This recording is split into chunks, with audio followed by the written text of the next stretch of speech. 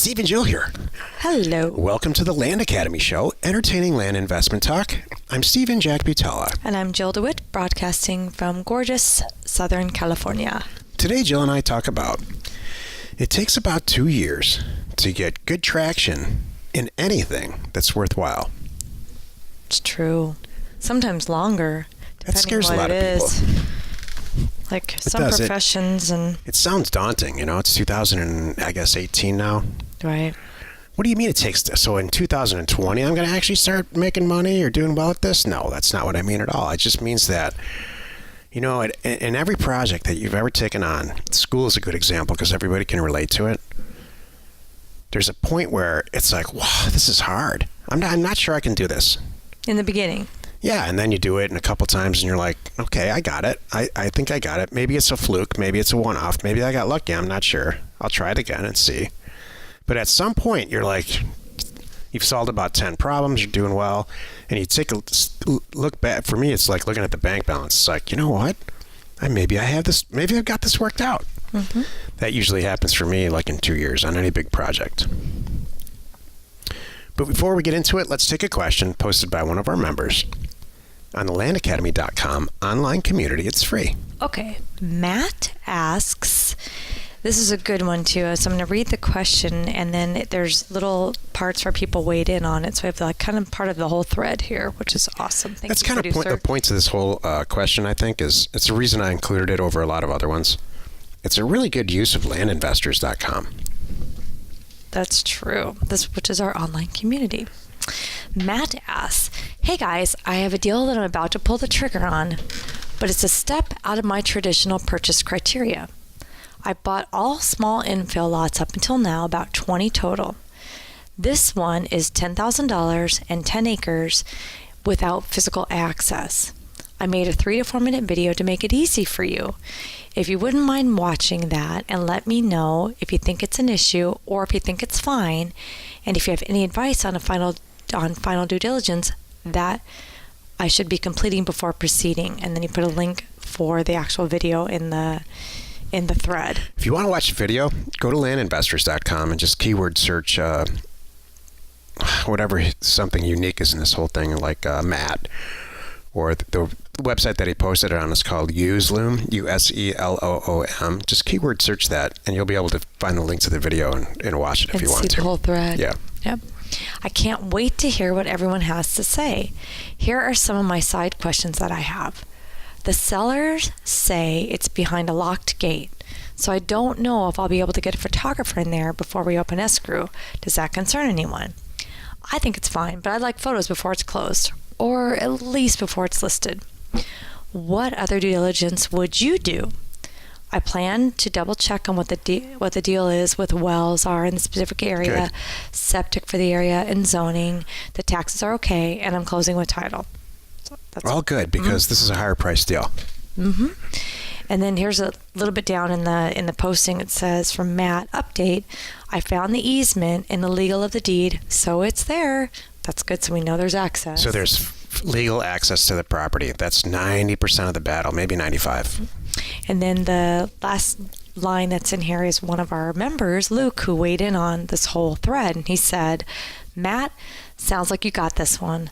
Sell it to a buyer who likes to use a bulldozer. Yep. And in the ad, say, this is closest to the cheapest one to rent. Make it clear. Had a buyer deliver a tiny home on Friday to find out there's no physical access to the property. Thought that was a tough phone conversation. Wife was hopping mad, baby was crying, semi-truck driver was like, I can't drive in there, the fence is locked. No place to turn around, big mess. Luke had sent me a little note about that too, by the way, in an email I got from him, which I thought like, oh no. I wonder how he resolved that. The things that can happen. Well, Luke did. I watched your whole video on Useloom, Matt, and I would do the deal, especially if there's physical access. So, and here's why: because a lot of people with this I call this mid-range price property. It's heavily treed, like out of a movie. This piece of real estate for $10,000. It's 10 acres, so it's big. It's worth the question people are going to ask in the area that you're selling it when they look at it against other properties that they want to buy is, oh, wow. what the hell's wrong with this property that it's so cheap? And now you have an answer. The answer is, do you want the good news or the bad news first? Here's the good news.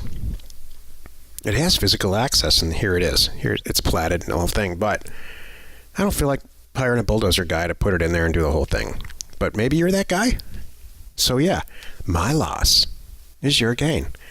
I'm happy to sell it to you I'm happy to sell you a $200,000 piece of property for $20,000 if you can figure out access. Well, Luke, you went a step further, which is, it depends on what you want to do and how much you want to, who you're selling to, a wholesaler or the end user. But it's kind of funny that he even put in here, look, I made 3 phone calls. Here's the cheapest bulldozer in the area. So you even know what you're getting into. Yeah. So that's not crazy. I've talked to people, like they want to know, it used to be before we had all the GPS coordinates that I have now, thanks to parcelfact.com. But they would often ask questions about where the boundaries are and if it could get it. And now I can give them the GPS so they could walk it themselves. But they would ask about having it staked out. And I would tell them, here's what you can expect. Here's who to call and how much it runs. I just knew it, like $800, and this is the guy at the county, and you can get it done, give them a week or 2 and they'll go stake it out, kind of a thing. But that having that information sometimes ahead of time, then that helps them and they know what they're getting into. And I'll tell them too, they're like, well, you do it? I say, so my standard answer is like this one. They might even say, well, would you do it for me? Sure, but now it's not, now the price just changed. Sure. That's the point. I'm passing the savings on to you here, wink, wink. You either get it or you don't. And most of the time they're going to go, oh, I get it. So I'm recording Land Academy 2.0 right now, and I break up. So we spend the vast majority of time on the Land Academy show talking about really inexpensive rural vacant land. But turns out there's a lot of other types of property that we buy and sell. In fact, the fact is Jill and I don't spend much time buying and selling rural vacant land anymore at all. We buy properties like the one that Matt's addressing here that are mid-range properties. Maybe they have a little flaw. This is a perfect flaw for us. I would do this deal. And then we go the extra mile because we find out that it's worth $200,000. It's probably worth $500,000. Actually, just looking at his video. So it's something that we would do. We would buy for $10,000, and we would solve all the problems theoretically. And then we would send somebody out there, maybe even potentially with bolt cutters, or jump over the fence and get somebody back there with the drone and really get some good pictures. There's a lot of money here. There's at least $100,000 of profit in less than 30 days. So it's worth spending a little time and money on deals like this. So I cover this in Land Academy 2.0. I would call this a mid-range deal. And he's already got experience with info lots, which is my personal absolute favorite type of deal to do. And we cover that we talk a lot about getting your feet wet with rural vacant land, but I'm really glad that you asked this question, and I hope you bought it by now. I just thought of a side business. Like we need another one. Can you imagine? Why hasn't somebody done this? Can you imagine there's one-stop shopping for notaries? You're so the right girl for me. Thank you. There's multiple websites out there. You can easily go and get a notary in 30 seconds, and it's all collected in one space and all that good stuff. Why isn't there a one-stop shopping for drones? Someone should contract, or at least there is. Right? Is there one place I can go it's for called one? Drone.io. And they get drones all over the country for a flat rate? There's drone owners and drone pilots. It's not a flat rate. It's not all like Uber, but what it is it's like notary. You have to negotiate a rate with the person that's in that location. But it's nationwide? Yeah. Perfect. Then that solves my thing. Well, then there should be more than then, so they have some competition. It is a good idea, though. Mm-hmm. I mean, really, you think about that concept. There's so many things that could happen where you need a local representation. Yeah. Oh, wait, boots on the ground. We already did. Mm-hmm. We're not supposed to talk about houses on this show, but we've conquered it. Thank you. Today's topic, it takes 2 years to get traction in anything worthwhile. This is the meat of the show. Steve, what the hell does that mean? It takes 2 years. I thought you said you can just buy a piece of property and sell it for more. You absolutely can. You can do it in the first week. People join our group, and in the first month, they make $10,000 on one deal. But to get some real traction, put the hours in, to really understand, anybody can pick up a soccer ball and dribble it down the field and kick it into the goal, right? But to become a soccer player, it takes. You got to put some saddle time in. That's the for sport reference you're referring to all the time. Mm-hmm. That's not football. Not today.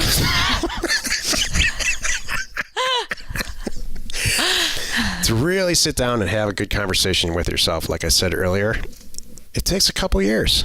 And here's the thing. That scares some people.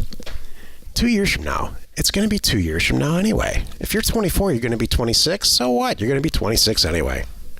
She's raising her hand like we're in a classroom. I'm not going to interrupt you. Go ahead. Why does this scare anyone? The minute you start a new job, you're not going to know it. You're not going to be a pro. If you're lucky, you really have a good handle on it in 6 months. But it really takes you a long time. It takes 2 years. To get to know like a job, So why is this any different? Maybe that's an interesting, this to me is the topic. Why do people come into this sometimes with unrealistic expectations? I don't know. I mean, that's to me really... the meat of the show.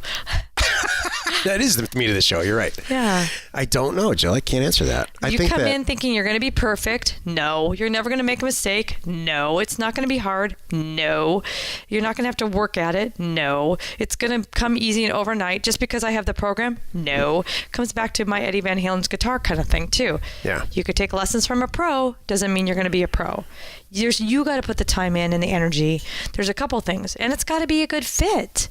It's got to be a good fit. And you know what? We haven't talked about this in a while, but if it's not a good fit for you, but you are hell-bent on doing it, you can. Your energy and your aggressiveness and your commitment can overcome that stuff. It can overcome anything. Correct. Anything almost without exception. There's a few crazy things like except for the physical things that you can't overcome because you're 6'5" and you can't do or brain surgery or something. Right. But, so there's a few exceptions, but the will to do it and solving little problems as you go and not taking all this stuff personally that's the real trick here. Mm-hmm. So 2 years is nothing. I mean, are you kidding me? You got a job, congratulations. Spending 2 years on a weekend developing a side business that costs very little startup capital and little to no risk, in my opinion, that's nothing. Mm-hmm. It really is. When you think back where you were 2 years ago. Heck, it's been over 2 years since Land Academy. This whole thing happened to me on accident. Yeah. You handed to me on accident. I mean, when I started buying and selling land, it was intentional in the beginning, and then I did a relatively large deal and sold off all the assets for 4 times what I paid. And then I realized, wow, I mean, there's really something here. So, I tried to make a joke there, and you went right over it. What was it? I missed it. I didn't hear it. I know. I'm sorry. It's okay. What was the joke? You happened to me my accident, and I took 2 years. I had to put 2 years into it. I had to put 10 years into it. Just kidding. How did you and I meet? Oh, yeah. Somebody introduced us. That was an accident. It was an accident. That was full-blown accidental. Yes, it was. I was not looking for any type of relationship. Neither was I. Wow. Yeah, wasn't sure I even wanted one. I'm like, I don't really want to do this. Yeah, that's true. Wow. Anyway. Yes. So 2 years is nothing. There's some people that it takes 20 minutes. There's some people it might take 5 years. But if you're making $200,000-$400,000 flipping property and you have a good, confident sense about it and you're an expert in your little area, it's well worth it. I guess that's what you have to ask yourself. Is it worth it or not? Am I committed to it? This whole thing Is it worth it? Yes. Am I committed to it? 2. Is it worth it? There's no question it's worth it. And what do you have to give up? Yeah, which is very little. Maybe some weekend stuff. I don't know. Maybe it's not maybe it's not a good fit for you. You know what, though? Let me run this by you because I don't think this is crazy, and I know we have these members. I am positive that there are members in our group that started down this process that were probably afraid of spreadsheets, but they knew what the end goal was, and they stuck to it. And maybe it took them 6 months to get comfortable with data and spreadsheets. Yeah. So flippin' what? Here they are now, a year later, and they're doing it. Every single week, Jill and I get an email where somebody says, hey, you don't know me, and I joined your group like 2 years ago, but we made $4.2 million buying and selling real estate. We stopped doing land a long time ago. We buy apartments now for a lot of reasons, but hey, I just wanted to thank you. Thanks. Mm-hmm. and then we'll never hear from them again. They use our data every month. They use our bulk mail company. And they're off doing their thing. They didn't even ask themselves how long this is going to take, and there's no questions about traction or 2 years. They just said, oh yeah, sending a lot of offers to people makes sense. It will take time. Some amount of time. There you go. The beauty of this is, it's so nice. Even though it takes years to get the traction and really get comfortable and all that good stuff, as a rule, if you will, you can quickly see some results that motivate you. I.e., flip something this month, make some money. I don't know about you, but that motivates me. Motivates me too. There you go. I mean, dramatically motivates me. There's a bunch of stuff that really actually motivates me.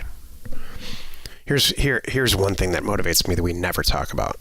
Let's say a couple days ago, somebody bought a piece of property and realized there was some back taxes on it. So it doubled the acquisition cost.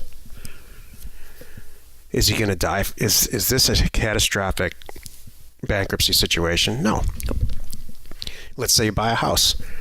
I'm not supposed to talk about houses, but whatever. Let's say you're a House Academy member, you buy a house, you spend too much money on it. Jill and I have done this many times, actually. You sit down and you dig deeper and you figure out what's it going to take to make this thing worth some more money so that you can get out of it what you think. That's just what you do. So let's say you buy a dry cleaner, a company that's a dry cleaner, and you find out that you're allergic to the plastic that the stuff's wrapped in, or it's a bad location, or the seller lied to you, or any number of things that can really happen. That's a catastrophic mess. Right. You quit your job because of it. You put all the time in. It's true. But if you buy one or two bad properties, it's not the end of the world. You don't have to quit your job to do this. There's just so many things about why 2 years to get traction really is a good decision.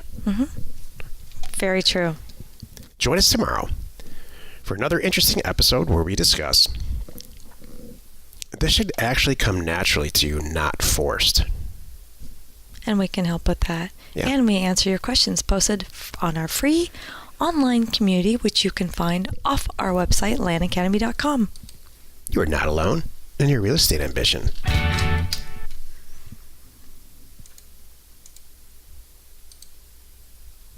It's true that people sometimes forget that it takes time. I see people getting impatient with themselves. I see people comparing themselves to others, and it's not accurate. Everybody's different. Yeah. Even though you think you're behind that guy, you're ahead of 6 other people. So knock it off. Our retention rate, I just calculated it all.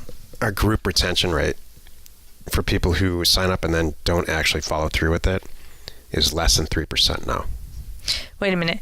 No, you mean the people that fall off? The retention rate is 90 Our retention something. rate is 97.5%. There you go. And I'm telling you, it takes me a lot to stop and really kind of smell the roses figuratively and say, wow, that's amazing. That is truly for a lot of businesses, 50% of repeat customers is good.